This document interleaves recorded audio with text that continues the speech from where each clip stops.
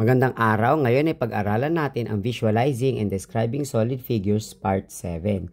So, nung nakaraan, mayroon na tayong 4 na pinag-aralan na solid figures. Ngayon naman, dadako na tayo sa pang-5. At yun nga ay ang cone. So, cone is a solid figure that has a circular flat base and a curved face pointed towards the top. The pointed top end of the cone is called apex. So kung makikita natin dito sa ating illustration, meron tayong isang circular flat base o pabilog na base. So tatandaan natin ang cone, syempre yan yung APA, yung ice cream na paborito natin lalo na kung summer. So papansinin natin, meron nga siyang isang circular base. So, tandaan natin, cone po yan pag may isang circular base. Ano naman ang kaibahan niya sa cylinder?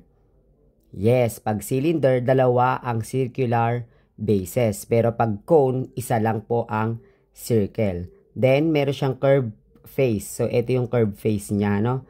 So, itong curved face niya ay nagpo-point dun sa pinakamataas niya, yung pinakatulis niya. So, yan nga yung tinatawag na vertex na tinatawag ding apex. So, yan yung ating pang-5 solid figure, yung cone. Tandaan, ang cone may isang circular base at isang curved face na mayroong apex.